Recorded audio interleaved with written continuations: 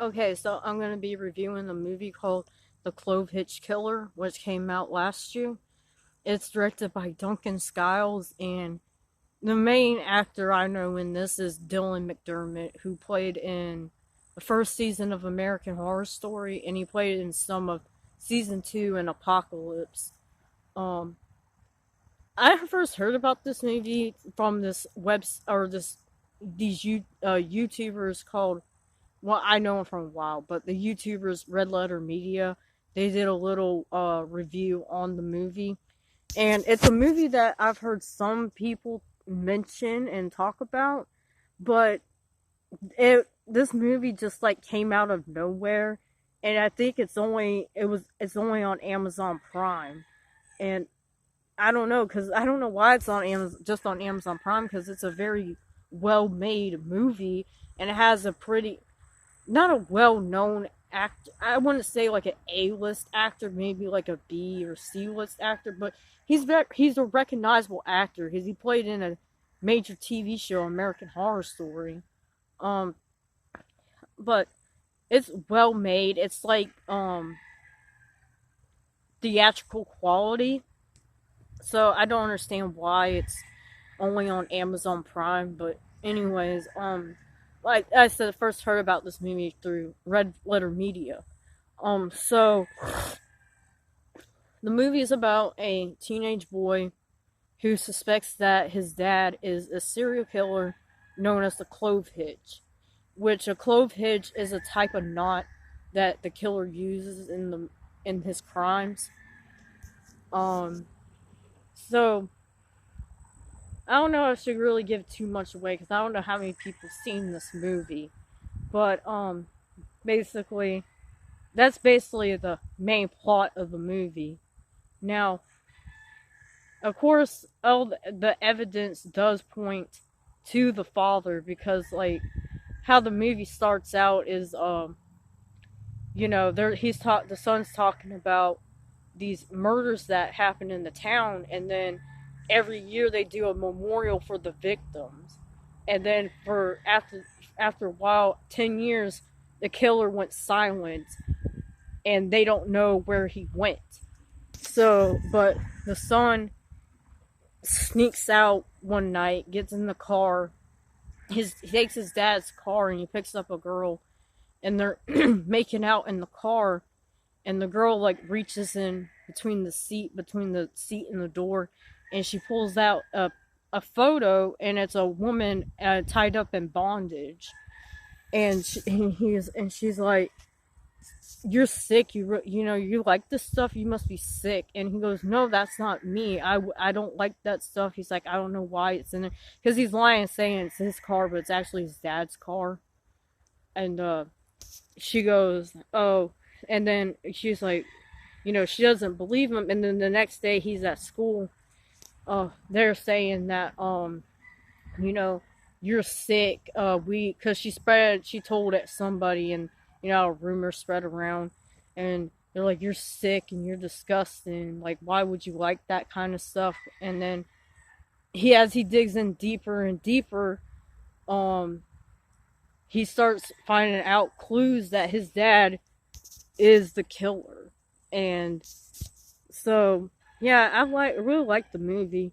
The boy also joins up with this teenage girl. She's like a misfit, and she kind of reminded me a little bit, like, not too much, but like, she's like interested in true crime and serial killers, and she lives like in this small town, and they're very Christian and proper and stuff, and she's just like sits by herself and looks at newspaper clippings about serial killers and stuff like that. And it reminded me of like when I was growing up, because like I lived in a small ass town, and it was like same, like very Christian and proper, and I had interest in true crime and serial killers, and I would like treat it the same way because of my interest. But yeah, I just thought it was kind of funny. Um, so some of the things I liked about this movie was how they captured small town life, like everyone's very like friendly with each other. They go to church. They're like middle class families. You know, they live in, I guess, suburbs, like middle class, upper class, middle class families. They're, you know, they all go to church. They go to nice school. Their kids go to nice schools. They know each other by their names, and you know, they own businesses, and it's like a family community kind of thing. And then, you know, like one little thing happens to someone, it goes around town, and it reminded me a lot. And I still live in the town where I grew up in, and it reminded me a lot of the type that type of. It was very realistic to that type of environment. Um, so I really like that. And then also it shows like, because most of the time when serial killers are exposed, because this movie reminded me a lot of like the BTK killer, who was Dennis Rader, who is the BTK killer. Dylan McDermott's character is modeled so much after him, not just by how he kills, but like his position in society. You know, who's a family man. He did a lot of community projects. In this movie, Dylan McDermott's character owns like a construction company, and he does Boy Scouts. He's a Boy Scout leader and stuff like that. And it's very true. It's very true to like show like how most serial killers are and how they operate. That most of the time, it's the person next door that you think is like the perfect man, the upstanding citizen, and he's out there killing and raping women.